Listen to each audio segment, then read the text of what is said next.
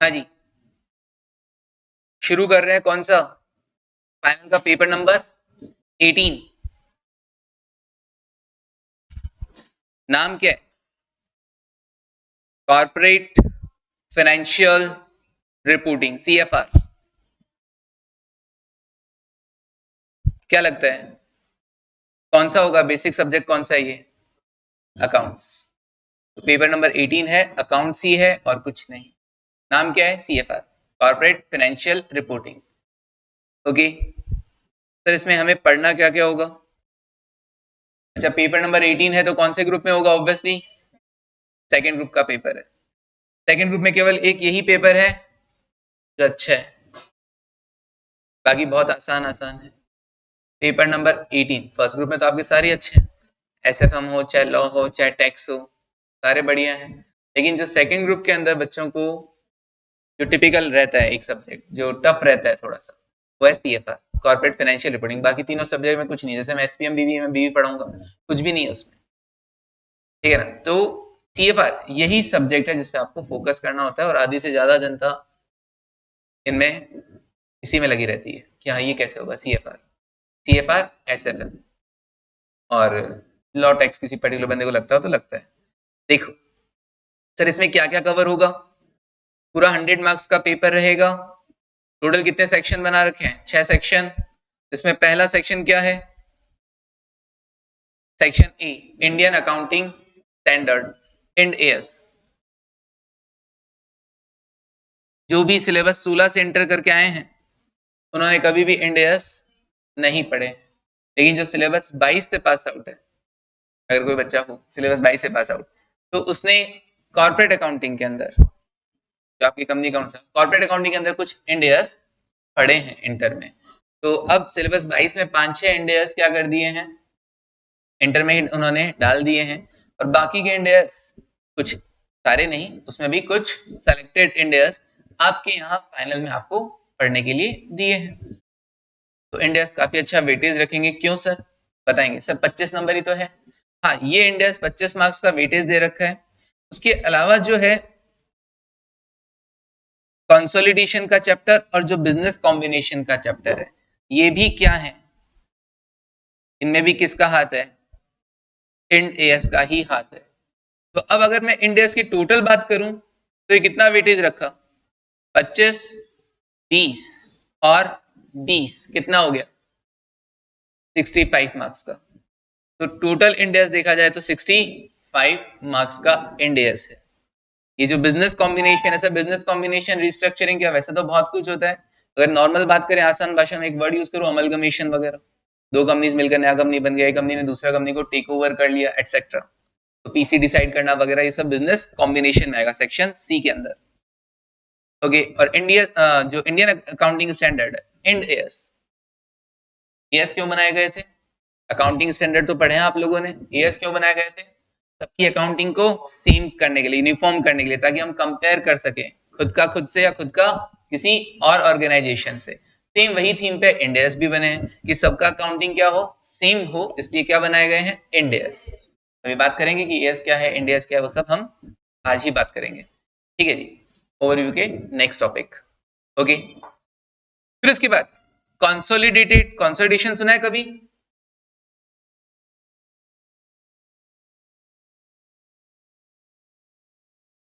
Consolidated financial statement मतलब क्या? कभी होल्डिंग सब्सिडी सुना है तुमने? सुना है। क्या होता है होल्डिंग और सब्सिडरी? एक कंपनी ने दूसरी कंपनी के, हाँ, में मोर देन हाफ कंट्रोल कर रखा हो। ओके, तो कंट्रोलिंग क्या हो? मोर देन हाफ हो, तो वो क्या कहलाएगा? एक कंपनी होल्डिंग, दूसरा सब्सिडरी। तो यहाँ पे होल्डिंग सब्सिडरी वगैरह, एसोसिएट्स वगैरह, जॉइंट वेंचर वगैरह, ये सब क्या मिलेगा आपको यहाँ पे?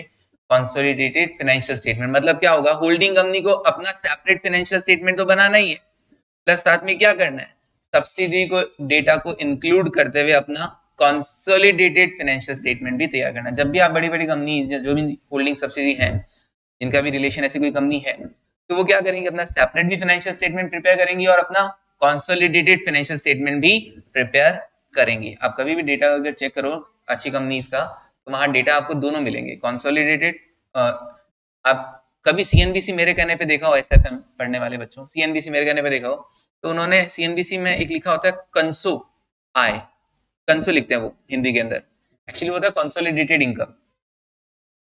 कंसोलिडेट वो सिर्फ कंसो वर्ड लिखते हैं, दैट इज कंसोलिडेटेड इनकम, मतलब उनका combined income, holding plus subsidiary का मिलाकर। ओके, उसके अलावा कुछ छोटे छोटे से टॉपिक्स हैं जिसमें basic valuation of goodwill share आता है, valuation of goodwill and shares, ये आपके बीकॉम में भी आता है, वैल्यूएशन ऑफ गुडविल शेयर वाला। अकाउंटिंग ऑफ फाइनेंशियल इंस्ट्रूमेंट, इसका भी, ये भी इंडियस के अंदर कवर हो जाएगा, तो और वेटेज क्या हो जाएगा इंडियस का, बढ़ जाना है।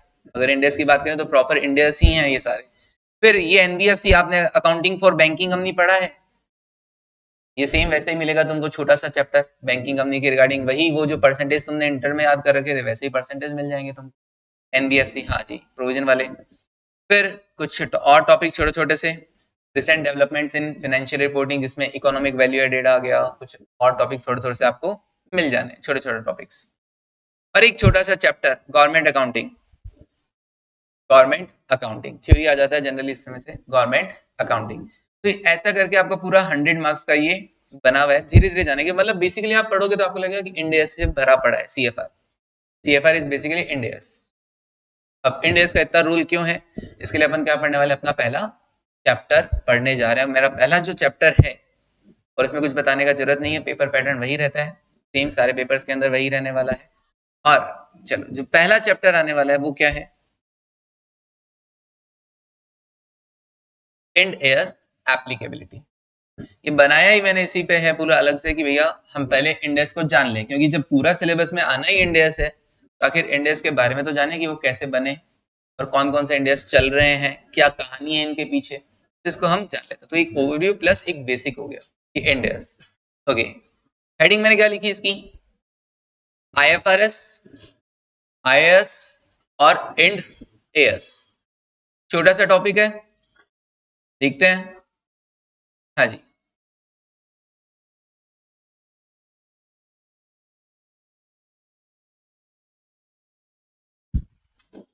बात करते हैं। देखो, सबसे पहले अकाउंटिंग स्टैंडर्ड्स। सर आईएफआरएस क्या होता है ये तो बताओ।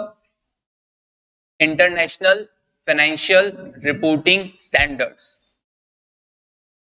आईएएस इंटरनेशनल अकाउंटिंग स्टैंडर्ड्स, और Ind AS Indian accounting standard. Sir AS और इंडियस अलग अलग होते हैं, हाँ, एएस और इंडियस अलग अलग होते हैं, तो ऐसा क्यों बताएंगे धीरे धीरे। सबसे पहले बात करते हैं बेसिक अकाउंटिंग स्टैंडर्ड। क्या तुमको क्या लगता है अकाउंटिंग स्टैंडर्ड केवल इंडिया में चलते हैं? इंडिया से बाहर भी चलते हैं, लेकिन सबके अकाउंटिंग स्टैंडर्ड्स अलग अलग बने हुए हैं। कुछ कुछ उनमें क्या है, थोड़ा थोड़ा चेंजेस है। कुछ कंट्रीज ने आईएफआरएस को एज इट इज अप्लाई कर रखा है, और कुछ कंट्रीज ने जैसे इंडिया ने भी उसमें क्या कर रखा है, थोड़ा थोड़ा चेंज कर रखा है। तो इंडिया भी क्या है, आईएफआरएस का चेंज वर्जन ही है और कुछ नहीं है। तो चलिए देखते हैं अकाउंटिंग स्टैंडर्ड क्या कहता है। Accounting standards are established guidelines. हाँ जी, एक सेकंड रुकिएगा। ओके, देखिए, accounting standards are established guidelines that outline the standardized treatment of specific or generalized transaction। तो accounting standard क्या है, सिंपली क्या है, गाइडलाइंस है। गाइडलाइंस किसके regarding, that outline the standardized treatment, जो ट्रीटमेंट बताते हैं कि स्टैंडर्डाइज ट्रीटमेंट, सब लोग अलग अलग ट्रीटमेंट कर रहे थे, अलग अलग वैल्यूज का, अलग अलग, कोई भी जैसे डिसीजन लेना है, डेप्रिसिएशन कैसे लगाना है, रिवैल्यू करते हैं तो एसेट को रिवेल कैसे किया जाएगा, रिवेल्यू करने पर ट्रीटमेंट कैसे होगा, प्रॉफिट लॉस को कैसे ट्रांसफर करोगे, एसेट को रिकॉर्ड कितने पे करोगे, इन्वेंट्री का स्टैंडर्ड आपने पढ़ रखा है। तो सब लोग क्या करते थे, अलग अलग अकाउंटिंग करते थे, तो उनको स्टैंडर्डाइज करने के लिए क्या बनाया गया, स्टैंडर्ड बनाया गया। Okay, they enable stakeholder to compare financial data consistently within the same company over the time और अमंग द डिफरेंट एंटिटीज। इससे क्या हो पाएगा, तो स्टैंडर्डाइज करने से क्या हो जाएगा, स्टैंडर्डाइज करने से आप क्या कर पाएंगे, आप अपने डेटा को कंपेयर कर पाएंगे। किससे कंपेयर कर पाएंगे, with in the same company over the time, मतलब पिछले साल के डेटा को नए साल, इस साल करंट ईयर के डेटा से हम कंपेयर करके रीड कर पाएंगे। और हर ये चीज ध्यान रखना, जब भी बैलेंस शीट बनेगा, जब भी P&L बैलेंस शीट बनेगा तो कंपैरेटिव डेटा साथ में लिखा जाएगा। तो करंट ईयर के डेटा तो आएंगे ही आएंगे, प्लस प्रीवियस ईयर के भी डेटा आपको लिखने होते हैं फाइनेंशियल स्टेटमेंट में। ओके, तो खुद का खुद से कंपेयर देखा जाएगा और अमंग द डिफरेंट एंटिटीज, या फिर खुद का किसी और एंटिटी, सेम नेचर वाली एंटिटी से कंपेयर किया जाएगा। Accounting standard ensure the presentation of true and fair view, audit में पढ़ चुके हैं। एट लास्ट अपना जो ऑब्जेक्टिव है वो क्या है, true and fair picture present करना। ओके, तो true and fair view of entities financial statement. Okay, चलिए अब आज तुमको थोड़ी सी हिस्ट्री पढ़ा देते हैं, ग्लोबल हिस्ट्री, इंडिया की भी नहीं। हाँ जी, at earlier stage US GAAP generally accepted accounting principle. US GAAP originally designed by the US, obviously US GAAP है तो किसने बनाए होंगे, US ने, was among the most accepted set of standard globally. सब लोग इसी को एक्सेप्ट करते थे कि हाँ भाई ये बेस्ट है। But with the change in the time and advancement in the world economies, changes became the necessity of the hour and major countries came together and formed a committee known as international accounting standard committee. Okay, मतलब पहले US gap चल रहे थे, फिर कुछ ऐसा हुआ कि इतना ज्यादा डाउनफॉल आया मार्केट वगैरह के अंदर, तो वहां यूएस गैप पे क्या हो गया, भरोसा कम हो गया। फिर सारे देश एक साथ आए, सारी कंट्रीज एक साथ आई, उन्होंने डिसाइड किया कि नहीं जी और ज्यादा अच्छा सिस्टम बनाना होगा। तो सारी कंट्री जो एक साथ आई उन्होंने क्या बनाया, एक international accounting standard committee develop किया 1973 में। 1973 में इंटरनेशनल अकाउंटिंग स्टैंडर्ड कमिटी किया, और उन्होंने क्या इशू किए थे उस टाइम, और इशू कर दिए क्या, इंटरनेशनल अकाउंटिंग स्टैंडर्ड्स इशू किए। ओके, मतलब पुराना सबसे पहले क्या हुआ, इंटरनेशनल अकाउंटिंग स्टैंडर्ड बनने स्टार्ट हुए। फर्दर इन 2001, फिर 2001 में क्या कहा कि और ज्यादा जरूरत है भैया, ये भी नहीं, तो IASC वाज मॉडिफाइड, उसको मॉडिफाइड करके कन्वर्ट कर दिया गया किसमें, IASB international accounting standard board में कन्वर्ट कर लिया गया, विच नोटिफाइड एंड इश्यूड IFRS, और जिसने क्या बना दी IFRS international financial reporting standard. तो क्या सर अब IAS नहीं चलते हैं, चलते हैं अभी भी, IFRS भी चलते हैं, यस IAS भी हैं और IFRS भी है। कैसे बना अभी और देखते हैं। IAS भी चल रहे हैं कि भैया जो आपके बने में बेटर है, अब जो नए बनेंगे उनका नाम क्या हो गया है, international financial reporting standard. IASC वालों को खत्म नहीं किया, इंटरनेशनल अकाउंटिंग स्टैंडर्ड को खत्म नहीं किया गया, जहां चेंज करना था उन्होंने चेंज करके नया IFRS, हाँ जी, लॉन्च कर दिया, नया IFRS को एग्जिस्टेंस में लेकर आ गए। लेकिन जिसके लिए, जिन चीजों के लिए बना हुआ नहीं था, कोई स्टैंडर्ड नहीं था, उनके लिए अब नया नाम क्या रहेगा, IFRS। तो अब तक जो स्टैंडर्ड बना करते थे वो इंटरनेशनल अकाउंटिंग स्टैंडर्ड से बने थे, 2001 में डिसाइड हुआ, रहने दो। उसके बाद 2001 के बाद जो स्टैंडर्ड बनेंगे इंटरनेशनल, वो बनेंगे क्या, IFRS international financial reporting standard, and replace the existing IAS। ठीक है जी। History of accounting standard board of India, sir ये क्या है, अब इंडिया की बातें करते हैं। हिस्ट्री अकाउंटिंग स्टैंडर्ड बोर्ड 21 अप्रैल 1977 1977 The Institute of Chartered Accountant of India is the premier accounting body in our country set up accounting standard board। ICAI को अथॉरिटी दे रखी है MCA ने, मिनिस्ट्री ऑफ कॉर्पोरेट अफेयर्स ने, कि ICAI वालों तुम क्या करो, तुम बनाओ हमारे लिए अकाउंटिंग स्टैंडर्ड्स। ओके, तो इसके लिए क्या बनाया गया, पहले अकाउंटिंग स्टैंडर्ड बोर्ड बनाया गया to harmonise the diverse accounting policies, जो अलग अलग अकाउंटिंग पॉलिसीज फॉलो की जा रही थी हमारी कंट्री में, उनको सेम बनाने के लिए, and practice prevalent in our country। AS were issued by the ICAI। ICAI ने भी पहले क्या इशू किए थे, AS अकाउंटिंग स्टैंडर्ड इशू किए थे उस टाइम। ओके, मतलब इंटरनेशनल मार्केट में IAS चल रहा था, इंटरनेशनल अकाउंटिंग स्टैंडर्ड, और हमारे यहाँ पे फिर क्या डेवलप होना स्टार्ट हुआ, अकाउंटिंग स्टैंडर्ड डेवलप होना स्टार्ट हो गया। Okay, prior to the Ind AS they were based on the generally accepted accounting principle prevalent in India। in contrast Ind AS is based on the IFRS। तो जब international market में IFRS है तो उसके basis पे हम क्या बनाने लग गए, Ind AS। मतलब सिंपली हम क्या करते हैं, कॉपी पेस्ट, सेम वहां का। अगर आपने यहाँ पे Ind AS पढ़ लिया, दैट मीन्स आपको IFRS भी आ गए हैं। Ind AS पढ़ लिया मतलब IFRS आ गया। क्या होगा, अपने यहाँ क्या के कुछ Ind AS तो मतलब कुछ IFRS तो एज इट इज यूज कर लिए गए हैं, और कुछ में थोड़ा बहुत क्या किया गया है, चेंजेस कर दिया गया है। Okay, aiming to converge in Indian accounting practice with the global standard. इसकी क्या जरूरत पड़ी? एएस चल रहे थे ना, इंड एस क्यों लाए गए? ताकि हम ग्लोबली मार्केट के अंदर क्या कर सकें, सरवाइव कर सकें और वहां से कंपेयर करके अपने डेटा को शो कर सकें। हालांकि ये कब हुआ था पता है? मोदी गवर्नमेंट आने के बाद। बातें पहले से चल रही थी, लेकिन जो काम चालू हुआ है ना, मोदी गवर्नमेंट ने बैठते ही 2014 में सबसे पहला काम यही किया था। और 2015 से क्या कर दिया गया था, वॉलंटरी बेसिस पे इंड एस अप्लाई कर दिए गए थे। जल्दी से जल्दी इसका काम किया गया और उसका बेनिफिट आपने देखा भी है। ग्लोबली हमें बहुत ज्यादा साउंड माना जाने लगा है। पहले हमारे काम की, हमारे बैलेंस शीट वगैरह की, कंपनीज के डेटा की कोई वैल्यू इतना नहीं करता था जितना अब होने लग गई। तो इंड एस से बहुत अच्छा फर्क आया अपने पूरे ओवरऑल इकोनॉमी पे। तो इंड एस हम देखेंगे कहाँ कहाँ एप्लीकेबल है। फिर कहा, the introduction of end S was mandated by the companies act 2013 for certain companies based on their size, nature and listing status. देखते हैं किस किस पर इंड एस एप्लीकेबल है। Now applicability of Indian accounting. अब आप लोगों को सिर्फ कथा सुननी है या हाथ में पेन रखना है, कुछ अच्छा लगे तो उसको हाईलाइट भी करना है, हाँ, वरना तो बोर हो जाओगे, है ना? समझ में आया?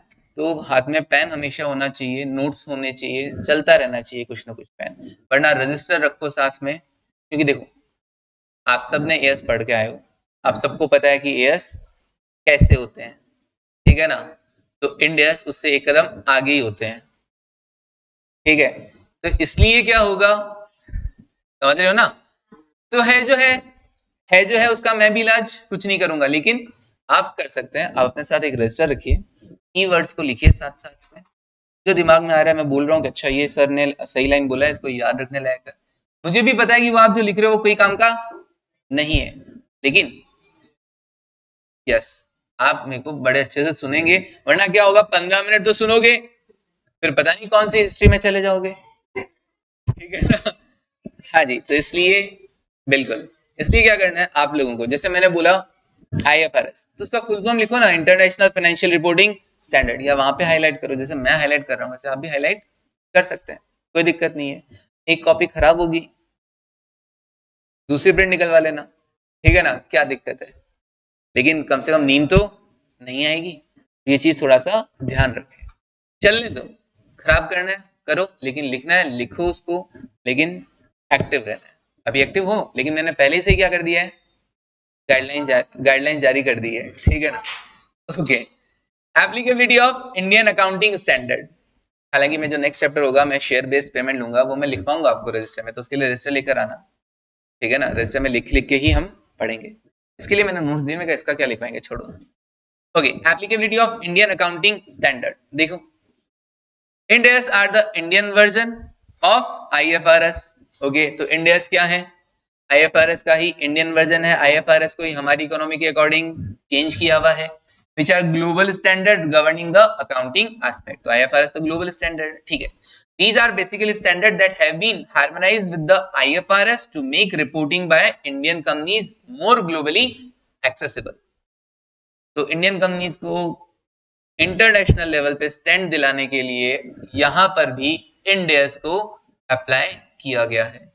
The Ministry of Corporate Affairs in 2015 had notified the companies Indian Accounting Standard Rule 2015। कौन सा? Companies Indian Accounting Standard Rules 2015, which stipulated the adoption and applicability of Ind AS in a phased manner। जो Ind AS apply किए गए हैं वो कैसे apply हुए हैं? अलग अलग फेजेस में हुए हैं, एक साथ अप्लाई नहीं हुए। हर साल अलग अलग फेज डिक्लेयर किया गया कि भैया इस फेज में आइए, इंड एस इन कंपनीज पर एप्लीकेबल होंगे। सेकंड में और अलग कंपनीज को डिसाइड किया गया। अब वो कैसे डिसाइड हुआ, क्या लेवल था उनका, देखते हैं। कब से? Beginning from the accounting period 16-17। Okay, end S shall be adopted by specific classes of company based on their net worth and listing status. Okay, net worth और लिस्टिंग के बेसिस पे उन्हें क्या किया गया है, हमारे यहां अप्लाई किया गया है।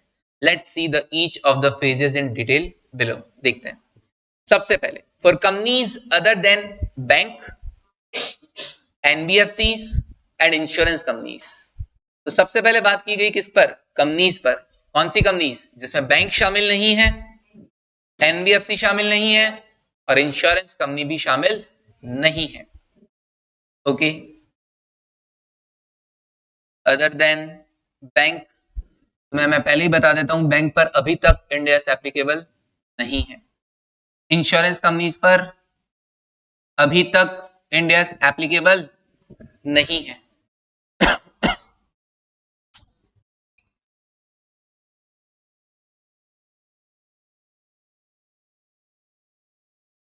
एनबीएफसी पर इंड एस एप्लीकेबल हो गए, लेकिन कौन सी एनबीएफसी पर वो भी देखना होगा। बट फिलहाल तो हम किसकी बात कर रहे हैं, इन सबके अलावा फिलहाल तो हम बात कर रहे हैं बाकी कंपनीज पर, companies other than bank, NBFC और इंश्योरेंस कंपनीज, जिसमें बात हुई पहले फेज वन, इनके लिए भी पहले फेज वन में 1 अप्रैल 2015 एंड ऑनवर्ड्स, 1 अप्रैल 2015 और उसके बाद कब, मतलब आज भी, हाँ आज भी, application on voluntary basis for all the companies along with the comparatives, मतलब जो कंपनीज अपनी इच्छा से इंड एस एप्लीकेबल करना चाहती है, अपने financial statement end S basis पे प्रिपेयर करना चाहती है, वो कर सकती है। तो पहला जो महीना, जो फेज वन था, उसमें 1 अप्रैल 2015 से तो उन्होंने क्या किया, आपको हाँ वॉलंटरी बेसिस पे कहा कि जो अप्लाई करना चाहे वो करे। ओके, हमारी तरफ से छूट है और हमारी तरफ से ऐसा कोई रूल नहीं है कि इन्हीं कंपनीज को इंड एस अप्लाई करना है, लेकिन आगे चल के बताऊंगा, एक बार अप्लाई कर लोगे तो वापस पीछे आने का मौका नहीं मिलेगा। एक बार इंड एस एप्लीकेबल हो गए तो आप पर इंड एस ही एप्लीकेबल होंगे। अलोंग विद द कंपैरेटिव्स का मतलब क्या है, जिस फाइनेंशियल ईयर के लिए आप बना रहे हो उससे प्रीवियस ईयर का भी आपको क्या करना पड़ेगा, फाइनेंशियल स्टेटमेंट इंड एस के बेसिस पर ही प्रिपेयर करने होंगे। ओके जी, तो जब भी अप्लाई करो सोच समझ के अप्लाई करना। ठीक है जी, आगे बढ़ते हैं। 1 अप्रैल 2016, इस दिन से क्या किया गया, 1 अप्रैल 2016 mandatory for the following companies, किस किस के लिए अप्लाई किया गया, कंपनीज लिस्टेड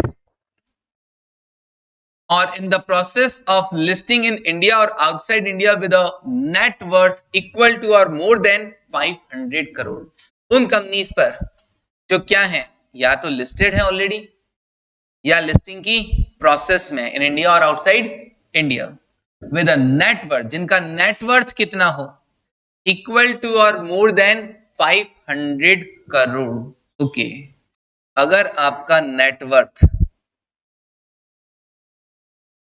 इक्वल टू और ग्रेटर देन क्या हो, 500 करोड़ हो, तब आप पर क्या हो जाएगा, इंड एस मैंडेटरीली एप्लीकेबल हो जाएगा। कौन सी कंपनीज, जो या तो लिस्टेड हैं या लिस्टिंग की प्रोसेस में है। ओके, फिर बात आई अनलिस्टेड कंपनीज, क्या 1 अप्रैल 2016 से अनलिस्टेड कंपनीज पर भी एप्लीकेबल है, हाँ, unlisted companies having net worth equal to और more than 500 crore, yes, unlisted companies पर भी एप्लीकेबल है जिनका नेट वर्थ क्या हो, 500 करोड़ या उससे ज्यादा। तो सर 1,07,000 ही लिख देते, बाद में जाके क्राइटेरिया बदल जाना था, इसलिए क्या किया गया, अलग अलग शो किया गया। लिस्टेड पे भी है, जो लिस्टिंग की प्रोसेस में है उस पर भी है, और अनलिस्टेड पे भी है, इन शॉर्ट जिनका नेटवर्थ 500 करोड़ या उससे ज्यादा। और जिन कंपनीज पर ये एप्लीकेबल होगा, उन कंपनीज की होल्डिंग, सब्सिडियरी, जॉइंट वेंचर और एसोसिएट, उस पर भी ऑटो एप्लीकेबल हो जाएगा, अपने आप एप्लीकेबल हो जाएगा, भले ही वो उस क्राइटेरिया में आ रही हो या नहीं आ रही हो। जो कंपनी इस क्राइटेरिया में आ रही है 500 करोड़ या उससे ऊपर, उस पर 1 अप्रैल 2016 से क्या हो जाएगा, एप्लीकेबल हो जाएगा, और साथ ही साथ उनकी होल्डिंग, सब्सिडियरी, एसोसिएट और जॉइंट वेंचर कंपनीज पर भी एप्लीकेबल हो जाएगा। ओके जी, आगे बढ़ते हैं। हाँ जी, सारी कंपनीज नहीं आई ना जिनकी नेटवर्थ 500 करोड़ या उससे ज्यादा हो, हाँ सारी कंपनीज आ गई, 500 करोड़ या उससे ऊपर की सारी कंपनीज आ गई है। ठीक है जी, अच्छा टीसीएस भी है, बार बार तुम टीसीएस को याद दिलाते हो। अच्छा, फेज टू 1 अप्रैल 2000 2017। ओके जी, इसमें कौन सा? All the companies that are listed और in the process of listing in India और outside India that are not covered in the phase 1। अच्छा, ऐसी कंपनीज जो लिस्टेड है या लिस्टिंग की प्रोसेस में है, अब उन सब पर एप्लीकेबल हो गया है, भले ही उनकी नेटवर्थ 500 करोड़ से कम ही क्यों ना हो। ओके, सारी कंपनीज पर अब एप्लीकेबल हो गया आर्यन 1 अप्रैल 2017। कौन सी सारी कंपनीज पर? जो लिस्टेड है या लिस्टिंग की प्रोसेस में। ओके, ये जितनी भी लिस्टेड कंपनीज हैं इन पर इसका मतलब इंड एएस एप्लीकेबल है। आपको रिक्रूट करने के लिए कौन सी कंपनीज आती हैं? लिस्टेड आती हैं, इसका मतलब उन सब पे क्या है? इंड एएस एप्लीकेबल है। इसीलिए तुमको जनरली सारी लिस्टेड कंपनीज ही आती हैं। तो जो भी है तो उन पे क्या रहेगा अब आपके? Ind AS applicable. तो वो ज्यादा से ज्यादा क्वेश्चन आपसे क्या पूछते हैं, आपके इंटरव्यू में भी इंड एएस पे पूछे जाते हैं। तो इंटरव्यू प्रिपरेशन के लिए भी आपका ये सब्जेक्ट बहुत इंपॉर्टेंट है। इंड एएस के क्वेश्चंस पूछाएंगे, एसएफएम के नहीं पूछते वो लोग।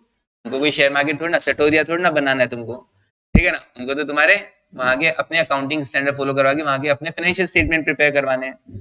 तो जो कंपनीज का काम ही प्रॉपर शेयर मार्केट का हो, डेरिवेटिव्स का हो, वो एक अलग बात है। अदरवाइज आपसे एसएफएम के क्वेश्चन कम पूछे जाते हैं, कैपिटल बस्टिंग वगैरह पूछे जाते हैं। सीएफआर इंड एएस के ही क्वेश्चंस आपसे या टैक्स के क्वेश्चंस आपसे पूछे जाते हैं वहां पर। ओके, अकाउंटिंग एंड टैक्सेशन ही तो है इंपॉर्टेंट मेन। तो फाइनेंस सेक्टर में कोई गया तो एक अलग बात है। Now unlisted companies with a net worth कितना? 250 करोड़ या उससे ज्यादा, लेकिन 500 करोड़ से कम। ओके, इसका मतलब सारी अनलिस्टेड कंपनीज पर एप्लीकेबल नहीं है। अभी भी केवल कौन सी अनलिस्टेड कंपनीज को काउंट किया गया है?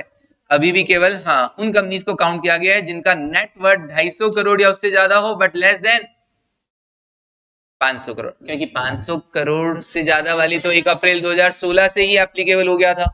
तो 1 अप्रैल 16 में कौन सी अनलिस्टेड कंपनीज को कवर किया गया? 250 करोड़ से ज्यादा, 250 करोड़ या उससे ज्यादा वाली कंपनीज को। ओके, इसका मतलब अभी भी कौन सी अनलिस्टेड कंपनीज बच गई हैं जिनका नेटवर्थ 250 करोड़ से भी कम हो? ओके, नहीं, अलग अलग फेज में एप्लीकेबिलिटी। 1 अप्रैल 15 से वॉलेंट्री अप्लाई किया गया, 1 अप्रैल 16 से ऐसी कंपनीज पर अप्लाई किया गया जो क्या है, जिनका नेटवर्थ 500 करोड़ या उससे ज्यादा है और उनका होल्डिंग सब्सिडी, एसोसिएट और जॉइंट वेंचर। 1 अप्रैल 17 से उन लिस्टेड कंपनीज पर, मतलब सारी लिस्टेड कंपनीज अप्लाई हुआ जो ऊपर कवर नहीं थी। दैट मींस अब जो बची हुई थी वो सारी कंपनीज इसमें कवर हो गई हैं। और अनलिस्टेड कंपनीज जो बची हुई थी उनमें से कौन सी कवर की गई? अभी 250 करोड़ या उससे ज्यादा वाली नेटवर्थ वाली। 500 करोड़ या उससे ज्यादा वाली तो पहले ही कवर हो गई थी। अभी कौन सा? 250 करोड़ और से ज्यादा वाली कंपनीज को कवर किया गया। और यहां पर भी बोला गया भैया इनकी भी होल्डिंग, सब्सिडी, जॉइंट वेंचर और एसोसिएट इस पर अपने आप एप्लीकेबल हो जाएगा। फिर कुछ बातें बोली गई। In this respect the following points are to be noted. क्या क्या? Companies that are listed on the SME exchange, small and medium enterprises, SME exchange पे जो लिस्टेड है are not required to apply Ind AS on mandatory basis. तो जो SME exchange पर listed होंगी, listed में ये मत समझ लेना जो एसएमई एक्सचेंज वाली है वो भी, हमने कहा कि लिस्टेड पे सब पर एप्लीकेबल होगा, लेकिन लिस्टिंग में SME, small and medium enterprises जो है उस पर एप्लीकेबल नहीं होगा इंड एएस। मैंडेटरीली तो एप्लीकेबल नहीं है, वॉलंटरी करना चाहें तो एक अलग बात है। हाँ जी, कम होगी, स्मॉल एंड मीडियम देखना पड़ेगा। हाँ, लेकिन एसएमई एक्सचेंज पे जो लिस्टेड उनके लिए क्लियरली क्या कर दिया है? मना कर दिया है। Once the company start to follow the Ind AS, मैंने बोला था ना, एक बार इंड एएस चालू कर दो फॉलो करना, वेदर वॉलंटरी और mandatorily, then it shall follow Ind AS for all the subsequent financial statement even though any of the criteria does not subsequently apply to it। एक बार Ind AS के फेरे में पड़ गया ना तो Ind AS ही use करना पड़ेगा, भले ही बाद में आपकी नेटवर्थ कम क्यों ना हो जाए। Okay, the companies who satisfy the above criteria in an accounting year shall immediately apply the Ind AS in the subsequent accounting year with the comparatives। तो जिनका जो सेटिस्फाई कर रहे हैं अकाउंटिंग ईयर में उस पर हैंड टू हैंड क्या हो जाएगा? इंड एएस अप्लाई हो जाएगा in the subsequent accounting year with the previous. मतलब 1 अप्रैल 16 से है तो भैया जब इसका फाइनेंशियल ईयर बनाओगे आप उस पर एप्लीकेबल हो जाएगा विद द कंपैरेटिव, फिर पिछला साल का भी आपको बनाना पड़ेगा। तो जिस दिन से एप्लीकेबल हो गया ठीक है जी, उसके बाद उसका तो बनेगा ही बनेगा उस ईयर का, और उससे पिछले वाले का भी बन जाएगा। इन शॉर्ट यही बोला गया यहाँ पर। The India shall be applicable on both stand alone and consolidated financial statement। पता नहीं क्या स्टैंड अलोन सेपरेट, सेपरेट और स्टैंड अलोन में फिर भी फर्क होगा, पर स्टैंड अलोन हो चाहे कंसोलिडेटेड हो, आप पे दोनों पर क्या होगा, इंड एस एप्लीकेबल होगा। कंसोलिडेटेड में बताया ना कि दोनों कंपनीज का मिक्स करके, होल्डिंग और सब्सिडी का, अभी फिलहाल इतना ही समझेंगे, होल्डिंग और सब्सिडी का मिक्स करके जो बनाया गया that is consolidated. The remaining companies not covered above shall continue to apply the existing accounting standard as notified in the Companies Accounting Standard Rule 2006। बाकी कंपनीज अभी भी एएस फॉलो करती रहे। जिन पर इंड एएस एप्लीकेबल नहीं है वो क्या फॉलो करेंगी, accounting standards, existing accounting standards. चलिए जी आगे बढ़ते हैं। हाँ जी, second B part for schedule commercial bank, NBFC, insurance and insurance companies. उसमें भी बात पहले किसकी गई है, एनबीएफसी की, नॉन बैंकिंग, क्योंकि बैंक और इंश्योरेंस कंपनी का तो मैंने बोल दिया कि एप्लीकेबल ही नहीं है, तो बात किसकी की गई, एनबीएफसी। नेक्स्ट जो फेज आया, इसको भी फेज 1 नाम दिया गया है, पहले बाकी कंपनीज का फेज 1 और 2 चला था, अब एनबीएफसी का फेज 1 और फेज 2 चलेगा। एनबीएफसी के अंदर फेज 1 1 अप्रैल 2018 से कौन सी एनबीएफसी पर एप्लीकेबल होगा, चाहे लिस्टेड हो चाहे अनलिस्टेड। ओके, तो लिस्टेड और unlisted NBFC with a net worth of, again ये बहुत अच्छी बात की इन्होंने कि वैल्यू सेम रखा, याद करने में थोड़ी सी आसानी होगी। तो एनबीएफसी चाहे लिस्टेड हो चाहे अनलिस्टेड, ओके वैसे किस पर उनका नेटवर्थ क्या होना चाहिए, 500 करोड़ या उससे ज्यादा होगा, तो उस पर 1 अप्रैल 2018 से इंड एएस एप्लीकेबल हो जाएंगे। और holding subsidy joint venture and associate companies of above companies excluding those that are already covered under the corporate road map. पहले जो पढ़ा था अगर उसमें कोई कवर हो चुका है तो ठीक है, उसके अलावा कुछ कंपनीज बची भी हो जो एनबीएफसी, ऐसी एनबीएफसी की क्या हो, होल्डिंग हो, सब्सिडी हो, एसोसिएट हो या जॉइंट वेंचर हो, जिस पर इस बार इंड एएस एप्लीकेबल हुआ है, वो यहां पर कवर हो जाएंगे। जॉइंट वेंचर तो किसी के साथ भी हो सकता है ना, एसोसिएट तो एक से ज्यादा हो सकते हैं ना, तो अगर ऊपर कवर हो गया तो ठीक है, नहीं हो तो, और अगर एनबीएफसी की यहाँ पे अगर हो holding subsidy associate joint venture तो यहाँ पे कवर वो हो जाएंगे under the corporate road map, मतलब ये वाला पार्ट, कंपनीज वाला पार्ट। रोड मैप ही तो है कि कैसे कैसे फेज मैनर में अप्लाई होगा। आगे देखो, फिर उसके बाद 1 अप्रैल 2019, सर अभी फेज चलते जा रहे हैं, हाँ एनबीएफसी का फेज 1 था, देन एनबीएफसी का ही फेज 2 है। NBFCs with a net worth of less than 500 crore whose equity or debt securities are listed or in the process of listing on the stock exchange in India। अरे sir, चाहे listed हो चाहे listing की process में हो, जिनका क्या हो 500 करोड़ से कम में हो। अच्छा, यहाँ पर भी एप्लीकेबल है, जैसे वहां पे फेज 2 के अंदर उन सारी लिस्टेड कंपनीज को कवर कर लिया गया था, वैसे यहाँ पर भी एनबीएफसी को कवर कर लिया गया है कि नहीं कर लिया गया है, जो लिस्टेड है या लिस्टिंग की प्रोसेस में, सबको कवर कर लिया गया। यहाँ पर अनलिस्टेड का क्राइटेरिया वहां पर भी क्या था, 250 करोड़ से ज्यादा सेकंड फेज में और 500 करोड़ से कम, यहाँ पर भी सेम क्राइटेरिया है। कितना बढ़िया काम है, याद रखने में ज्यादा दिक्कत नहीं आएगी। पहले कॉर्पोरेट पे अप्लाई हो गया, अब एनबीएफसी पर अप्लाई हो गया, 16, 17, 18, 19, बिल्कुल ओके। और अगेन भाई एक लाइन तो ये है ही, holding subsidy joint venture and associates, जो अगर ऊपर कॉर्पोरेट रोड मैप में एप्लीकेबल नहीं हुए उन पर यहां पर अप्लाई हो जाएगा अगर इस क्राइटेरिया में आ रहे होंगे तो।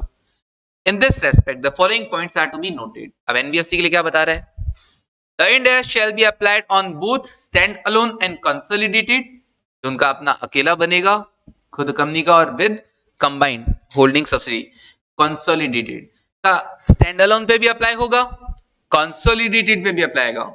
Also NBFC with a net worth of less than 250 crore shall not apply Ind AS on voluntary basis। अपनी इच्छा से तुम अप्लाई नहीं कर सकते हो। तो जिन NBFC का कॉर्पोरेट के लिए था वो वॉलंटरी बेसिस, लेकिन एनबीएफसी अगर 250 करोड़ से कम है तो भैया आप अपनी इच्छा से इंड एस अप्लाई नहीं कर पाओगे, आपको अभी अकाउंटिंग स्टैंडर्ड ही अप्लाई करते रहना है। ओके, तो ये लाइन इंपॉर्टेंट है कि एनबीएफसी वॉलंटरी बेसिस पे अभी अप्लाई नहीं कर पाएगी। ओके जी, आगे बढ़ते हैं। Next, bank and insurance companies, ये मैंने बता ही दिया था। It is notable that bank and insurance company shall not be allowed to voluntarily adopt Ind AS. Voluntary भी नहीं लगाना, अच्छा इनको भी नहीं लगाना, और अभी तक इस पर एप्लीकेबल भी नहीं हुआ है। येट टू बी नोटिफाइड, बस इतना से याद रखें, बाकी कुछ पढ़ना नहीं है। तो इन पर अभी भी क्या है, जो इंड एस हैं वो अभी तक कुछ रीजन से अभी तक अप्लाई नहीं हो पाए हैं, होल्ड पे रखे गए हैं।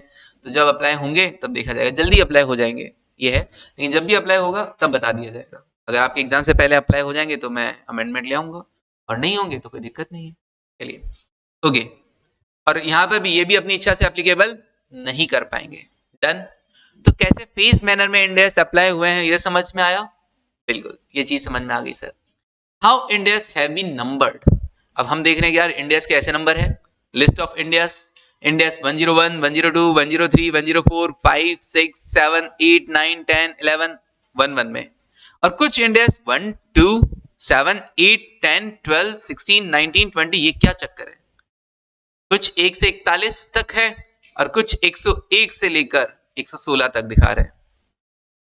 सब पढ़ने हैं बिल्कुल, जो डार्क कर मैंने बोल्ड कर रखे हैं केवल वही पढ़ने हैं, ठीक है ना?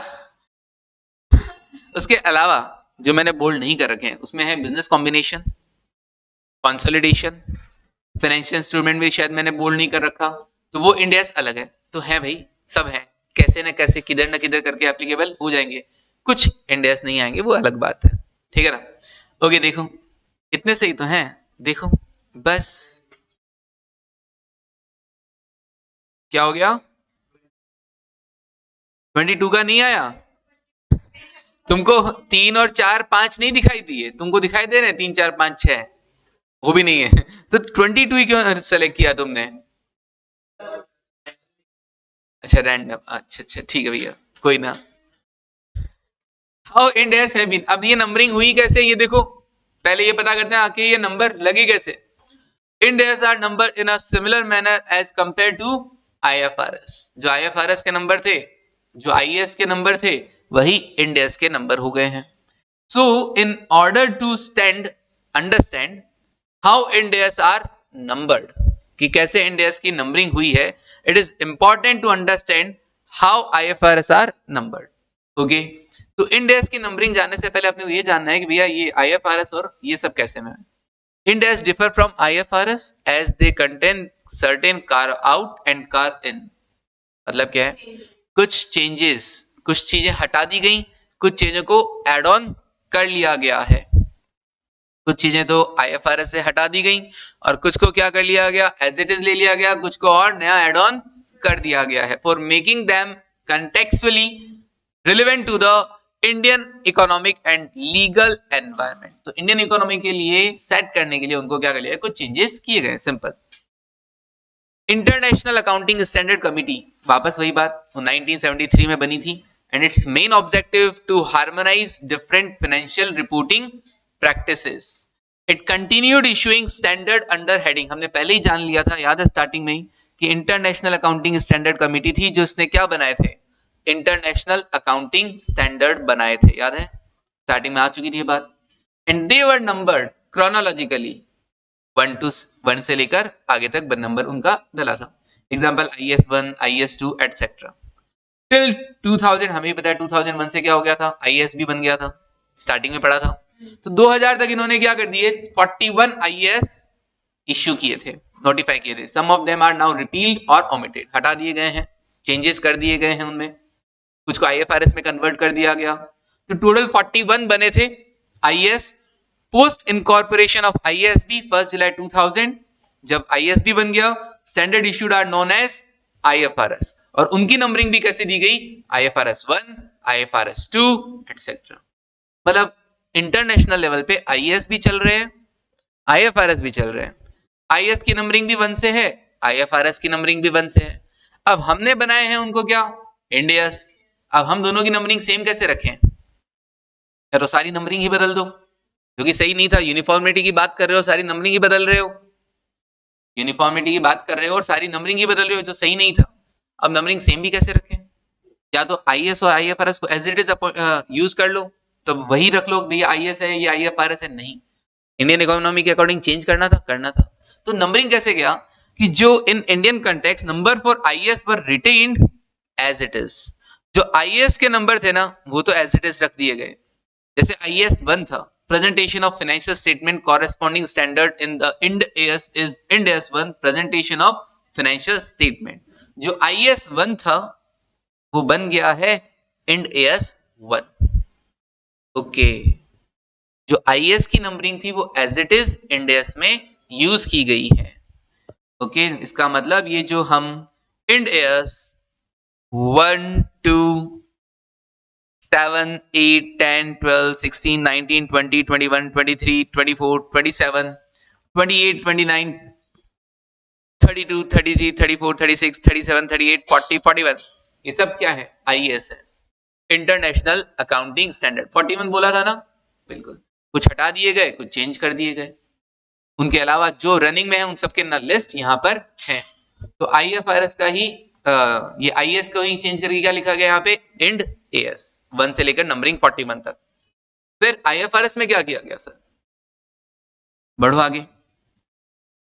For IFRS a new series starting after 100 was used। मतलब जो IFRS के नंबर थे उसमें हमने 100 प्लस कर दिया। जो IFRS के नंबर है इंटरनेशनल लेवल पे, जो IFRS के नंबर है उसमें हमने क्या कर दिया है, +1। जैसे IFRS 1 था उसे हमने कर दिया है Ind AS 101। ये जो Ind AS 101 से लेकर 116 तक आप देख रहे हैं, ये IFRS है इंटरनेशनल लेवल पे। उन IFRS को ही Ind AS में कन्वर्ट किया गया है +100 करके। तो नया नंबर वही रखा है, मतलब IFRS 1 है तो यहाँ पे Ind AS 101 है, वहां IFRS 7 है, यहाँ पे Ind AS 107 है। Done, okay. अच्छा सर, पता चला आज हमें ये सब चक्कर क्या है अलग अलग। फर्दर IFRS इंटरप्रिटेशन कमिटी ने क्या इशू किए गए। अब हर स्टैंडर्ड में कुछ ऐसी टर्मिनोलॉजी यूज हो जाती है जिनको समझाना पड़ जाता है, एक्सप्लेनेशन देनी पड़ जाती है, इंटरप्रिटेशन देना पड़ता है। तो इसलिए इन्होंने क्या किए, IFRS ने क्या इशू किए, IFRIC, हाँ जी, इंटरप्रिटेशंस यूज किए गए। IFRS interpretation committee is the interpretive body of the international accounting standard board. तो जो भी टर्मिनोलॉजी यूज किया गया उसके लिए IFRIC इशू किए गए। क्या बोलेंगे, IFRIC, क्या बोलेंगे, IFRIC, international financial reporting interpretation committee है। एक्चुअली ये इंटरप्रिटेशंस है सिंपली, ये तो IFRIC बोल देते हैं ये। It's main work to address application issues, apply कैसे करना है, किसी भी तरह का एप्लीकेबिलिटी के रिगार्डिंग वगैरह कोई भी नोटिफिकेशन वगैरह यहाँ पे आ जाएगा। And suggest official IFRS interpretation which are eventually approved by the international accounting standard board. These interpretation are title IFRIC, इनको क्या बोला गया, IFRIC बोला गया। And numbered as IFRIC 1 2 etc. Interpretation issued before 2003 were title। अच्छा, IFRIC तो बाद में आए थे, IFRIC तो बाद में आए थे, उससे पहले भी तो जो IAS चलते थे, IAS के लिए भी तो इंटरप्रिटेशन देना था, तो उसके लिए क्या दिया गया, SIC। Okay, and some of them are still in force today, और उनमें से आज भी क्या है, चालू है, ठीक है ना, आज भी उसमें से क्या है, कुछ चालू है। हाँ बोलो, क्या क्या बोल रहे हो, हाँ जी।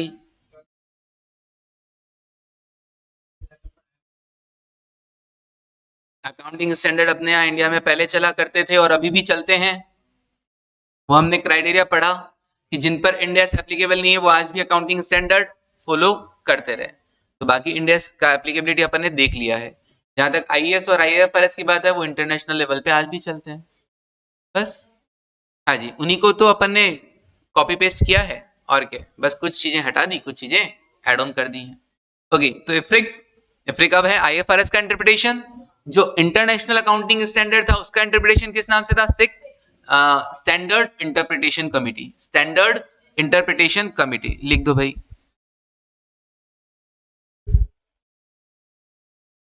Standard interpretation committee. Okay, standard interpretation committee. Okay, और इंडेस सर उसका भी तो एक्सप्लेनेशन होगा। यस, उसे नाम दिया गया है यस अपेंडिक्स इन रिलेवेंट इंड एएस। तो एफ्रिक हो गया, एसआईसी हो गया, और अपने इंडेस के लिए क्या हो गया है अपेंडिक्स। सारी लिस्टिंग वहां पे डिटेल्स दे रखी है कि भी किसी टर्म को समझाना है वगैरह वगैरह, इंटरप्रिटेशन किसी भी टर्म्स के रिगार्डिंग, वो वहां पर आपको मिलेगा। Now list of Ind AS. Ind AS one, अच्छा सर बहुत सारे हैं, ये तो हम पढ़ लेंगे, खैर हमारे काम के बताओ। इंडेस 102 जो हमारा सबसे पहला चैप्टर होगा, शेयर बेस्ड पेमेंट। कल से हाँ जी, share based payment Ind AS 102। Sir इसमें क्या आएगा कल ही बात करेंगे।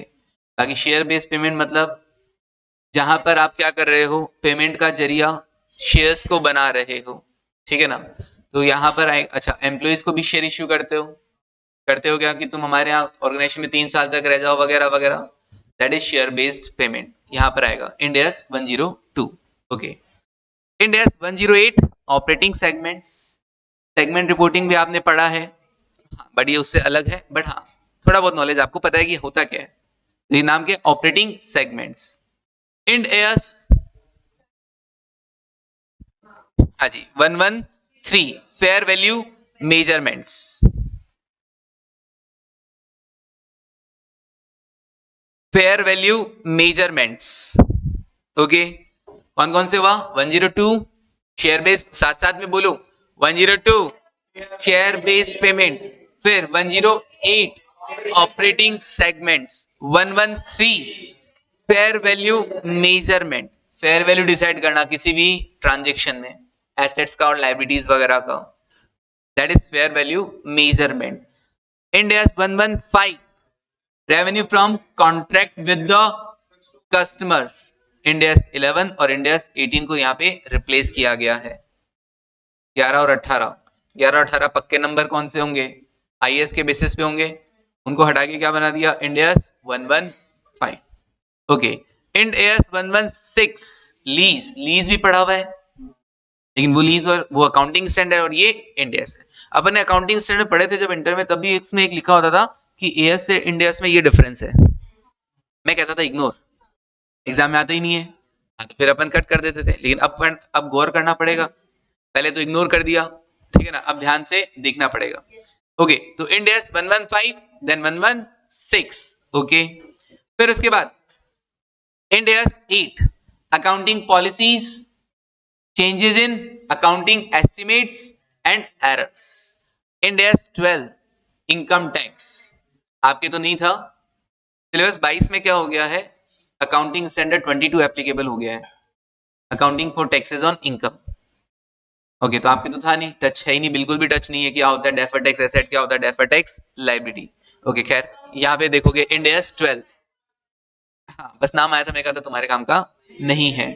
ओके, अब बढ़ेंगे सारी चीजें। इनकम टैक्स इंड एएस 16 आपका पढ़ा हुआ है, एएस जो 10 था वही इंड एएस 16 है, प्रॉपर्टी प्लांट एंड इक्विपमेंट। तो मेरा जो नेक्स्ट चैप्टर रखेंगे अपन वो यही रखेंगे शेयर बेस्ड पेमेंट के बाद, क्योंकि वो पढ़ा हुआ है। और सर वो तो एएस था ना, कोई फर्क नहीं है, वो एएस बाद में इशू हुआ है, इतना बाद में इशू है कि उसमें अंदर क्या किया गया, डेटा जो लिटरेचर लिखा गया, जो लाइंस लिखी गई, वो सब कौन सी वाली लिखी गई है इंड एएस वाली, आईएफआरएस को यूज करते हुए वो एएस बनाया गया है। तो वो एएस और इस इंड एएस में कोई डिफरेंस नहीं है, मान सकते हो कोई डिफरेंस नहीं है। चलिए, तो सर कुछ तो चलो इंटर का पढ़ावा मिला। Okay, end AS 21 effect of changes in foreign exchange rates, अरे ये भी तो पढ़ा हुआ था एएस 11। हाँ सर, बोरोइंग कॉस्ट एएस 16, वैसे ही Ind AS 23, Ind AS 21 23। Okay, impairment of assets ये नहीं पढ़ा हुआ सर कभी भी, इंपेयरमेंट बस नाम आया था प्रॉपर्टी प्लांट इक्विपमेंट में। ओके ओके ठीक है, उनको बोल देना इस बार बताएंगे। इंड एस 36, आगे देखो इंड एस 38 इंटेंजिबल एसेट्स। मैंने इनमें जो हाईलाइट किया उसमें मैंने कोई बिजनेस कॉम्बिनेशन का या कंसोलिडेशन का या फाइनेंशियल इंस्ट्रूमेंट का इंड एस यहाँ पे कवर नहीं किया है। वो चैप्टर वाइज आएंगे, हम वहां पे कवर करेंगे। तो सर ये हाईलाइट कौन कौन से किए हैं? जो आपका पहला था ना इंडियन अकाउंटिंग स्टैंडर्ड 25 नंबर का पोर्शन, ये मैंने उन सबको हाईलाइट किया है।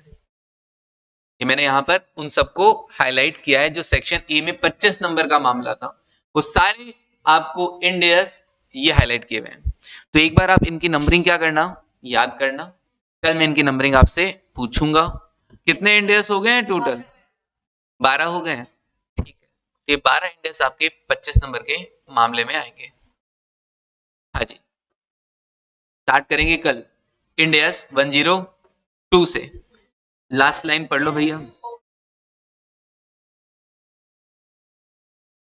बिल्कुल, you are never too old to set another गोल।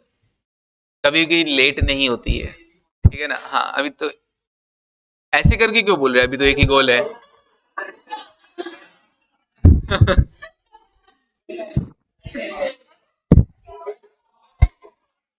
हाँ हाँ, मैं भी यही बोल रहा हूँ, ठीक है ना। चलो, thank you, take care and bye.